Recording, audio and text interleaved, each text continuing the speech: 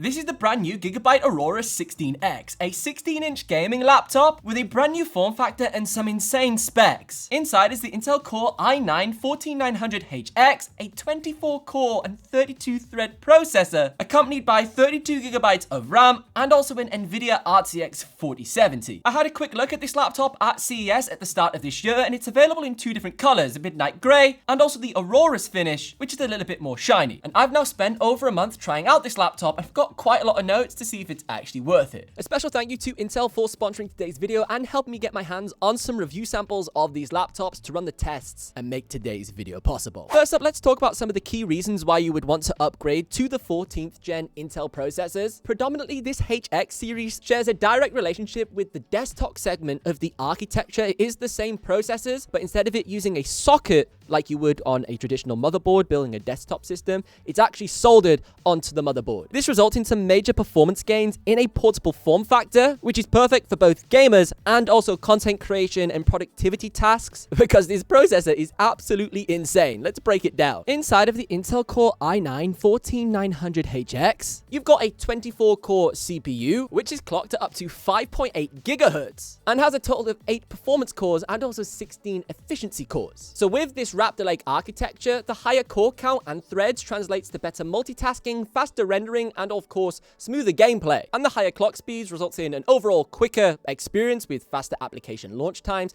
and snappier responsiveness. Now, of course, if you are looking at upgrading a laptop, you're probably on a slightly older generation of processor, something like an 11th gen from Intel. So I did go ahead and get my hands on two laptops here. Got an 11th gen Intel and also a 14th gen Intel laptop. And we'll break down some of the specifics later on in the video about the exact performance gains here. But just running some quick tests, the single core and multi-core performance is drastically different across these two generations, and it's almost not comparable the gains that you get from the newer 14th gen, which makes it ideal for much harder workloads like content creators or video editors. You want to render some complex projects. Those increased core counts and the performance of the 14th gen massively accelerates your workflow and will save you not only time, but also reduce the amount of stress and strain that's actually happening on your system at once. Now, because HX is so closely related to the desktop platform and uses the same chip, but as I said, it's soldered on rather than socketed, this brings a lot of advantages from the desktop platform to the mobile sector with very few compromises. Obviously, we've got higher number of cores, higher clock rates, but you also unlock the full number of PCIe lanes, including PCIe 5.0, and because the 16X PCIe 5.0 lanes can be directed from the CPU for your graphics card, you get better graphics performance, but it also frees up the 4.0 lanes for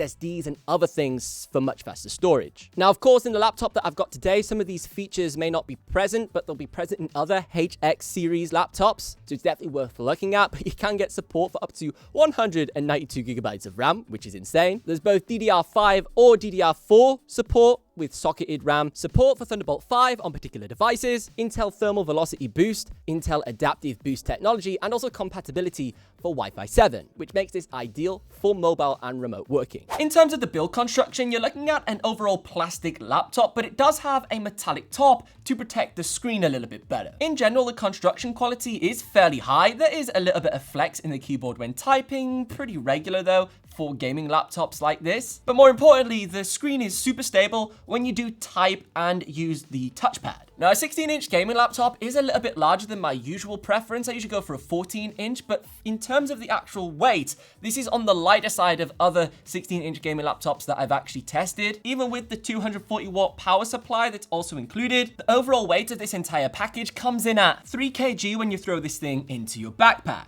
There are a few different ways you can power and charge this gaming laptop. One with the included 240-watt power supply with the dedicated power port, or with a Type-C connection on the left Thunderbolt connection. It only works on the left-hand side Type-C port, not on the right-hand side. While we're focusing on the sides of the laptop, let's break down some of the ports and connections that you have available. At the rear, there are no connections, but there is a cool RGB strip, but things do get better from here. The left-hand side has got an Ethernet port for wired internet, a HDMI 2.1 port, a USB Type-A, and also that USB Type-C that supports charging. On the right-hand side, you've got a micro SD card slot, a second Type-C port, and also a second Type-A. So fairly decent range and variety of connection ports on a laptop of this size. There is also a headphone jack for a wired headset if you prefer using a wired one when you're gaming. You can throw that straight in. For the specifications of the screen, you have a 165 Hz on a 16:10 panel, and it does also support 10-bit with a higher resolution of 256 by 1600. And you can definitely leverage this higher resolution on this laptop display, whether that be with productivity and multitasking with multiple tiles open at once. With it being 16 inches, you can definitely have lots of things happening on the screen simultaneously, but also in the games. When this is connected to a power source, the processor's absolutely insane, and also the graphics card's fantastic, so you can bump up those graphics and also have things just a little larger with the sort of pixel density. You can have the higher resolution when you select that within your graphics settings. In terms of the response time, for those of you who are interested in using this for gaming, it is 5 milliseconds, which is very acceptable for a 165 Hz display. Around 6 milliseconds or so is the expected refresh window on panels such as this. No complaints in terms of the screen brightness on this IPS panel. It sits around 400 nits. I have seen some other reviewers get over 500 nits on this thing, but the manufacturers state 400 nits, and it's definitely hitting that. And you can also adjust the screen brightness on the fly with these F keys. You just hold down the function key, and then you can turn it up and down where required. For people that are buying this laptop solely for gaming, the color reproduction out of this panel is absolutely exceptional, does the job. But if you are wanting it for graphics design and any form of content creation, you may want to opt for something that's got like an OLED panel or something like that. Maybe a better choice. Now, switching our focus back to those F keys and the function key, there's quite a lot of different shortcuts that you can trigger on this laptop. Obviously, you've got all of the F keys at the top, which have got automatically assigned shortcuts to them. You can also customize these within the AORUS hub, but there's also some additional shortcuts such as the keyboard brightness. If you hold down the function key and then press the space bar, you can cycle between 3 different brightness modes for the RGB on the keyboard. The typing sensation on the keyboard is a little bit mushy. It isn't mechanical or anything crazy like that, but it's sufficient for a gaming laptop. I do like the sizing and scaling on the keyboard. It does have full-size arrow keys, and it feels very similar to a smaller TKL gaming keyboard that you might use on your desk, accompanied by a mouse. So your muscle memory is pretty similar when you do hop on the laptop versus your main desktop gaming PC, maybe back at home. Now, inside of the Gigabyte control center, you've got a lot of different things you can tweak and customize on the laptop, including power profiles. And very interestingly, there's a lot of AI integration on this, like AI optimization. It kind of is okay, but it does feel a little bit first gen. Like, obviously, they've just sort of introduced AI onto this thing. So it does automatically optimize things for you, but you can't be just hopping in and obviously creating your own setups. You can change things such as the different fan curves and power distribution in the different preset modes. Now, something very interesting, which does sort of limit the performance of this laptop, is when it is on battery, you can't access turbo or power for the maximum performance out of the laptop. It only allows you to run it in either eco or normal, which kind of restricts some of the performance capabilities when on battery, because obviously you can't cool the laptop as efficiently. Now, when you choose one of these AI optimized performance modes within the Gigabyte control center, it will automatically reboot and apply the various different settings in Windows and so on. And once your laptop and PC has restarted, it will now be in its new best optimized mode, and it'll have tweaked and disabled various different things for you. There were a few additional things that I changed in the control center, specifically around the power supply settings. I wanted obviously best performance, not best efficiency, which it was obviously choosing by default, so it's better for the environment. And I also disabled auto panel refresh. Essentially what this setting does is, as soon as you disconnect the power, it will drop the refresh rate of the laptop down to 60 Hz and lock it there for better battery life performance, rather than keeping it at 165 Hz. And then as soon as you would plug the power supply back in, it would go back up to 165 Hz. And it would signify this refresh rate change by having the screen go black briefly, and then it turning back on a second or so later. I just personally disabled this because I love the smoothness of 165 Hz and moving that mouse around, even just doing productivity work on battery. Next, let's move on to some performance and benchmarks tests, which I was super excited to try and do because of how monstrous this Intel processor is in the laptop. I can't believe you have a 24-core 32-thread processor in a 16-inch laptop. This type of performance used to be exclusive to just massive workstation desktop PCs only a few years ago due to obviously thermal restrictions and so on. So the fact you can have this in a portable form factor now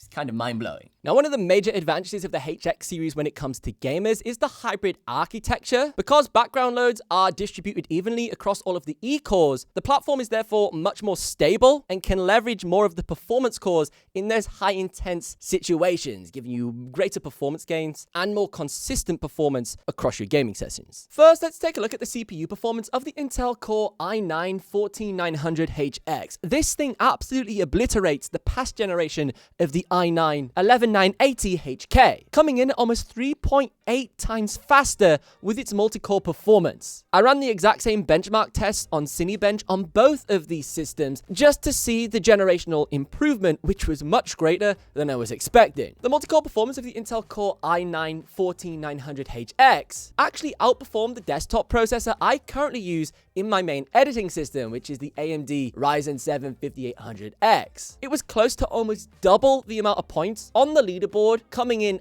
at third place. And things got even better when it came to single-core performance, with the Intel Core i9 14900HX coming in at the top of the leaderboards, even beating some of the Apple M1 Silicon. And when you compare these results to the last generation i9, which was also only an 8-core 16-thread CPU, it's a major improvement across the board from multi-core performance and also single-core, with that older Intel Core i9 11980HK coming in towards the bottom of the leaderboards. And across all of my tests, the CPU performance remained almost identical whether you were on battery or off battery, which is fantastic for any form of workstation or productivity tasks, although the same cannot be said about the GPU. But more about that in just a moment. When it came to the gaming performance, everything was as expected, with this having an RTX 4070 GPU. Titles such as Call of Duty Modern Warfare 3 with very high graphic settings and also Nvidia DLSS enabled was coming in around 120 frames per second very consistently. The image and texture quality looked incredible, and also ray tracing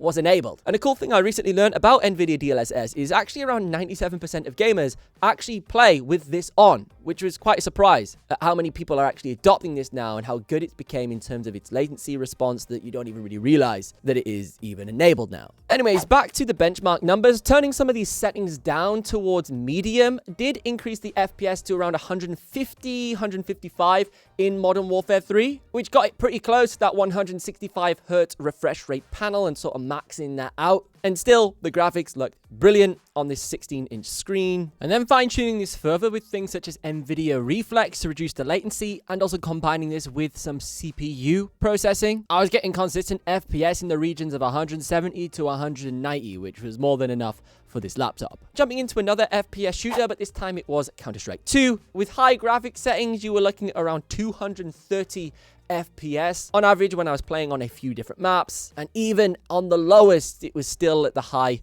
160s, 180s, if for some reason it decided to just have a little drop in performance briefly. Now, there is a slight issue when you do remove the power supply and try to play games off the internal battery. This is pretty common with gaming laptops, that you do see a drop in performance, but it kind of falls off a cliff on this laptop. As I said earlier in the video, the CPU performance is remaining the same regardless of if the power supply is plugged in or not, but it seems to be something with the GPU where games like Cyberpunk were running at around 110 frames per second with the power supply connected, and you were lucky to scrape 30 frames per second running on battery, and the stuttering and FPS drop kind of made the games unplayable. Luckily, if you are traveling and wanting to play games on the go, you can plug into some sockets at the airport, the hotel room, on the train as well. You can plug in your laptops so you can still get that sustained gaming performance, but it's definitely something to be aware of. Overall, the AORUS 16X is a very impressive laptop, and you get a lot of performance for the money. And you don't need to worry about having the right horsepower for applications that are dependent on either CPU predominantly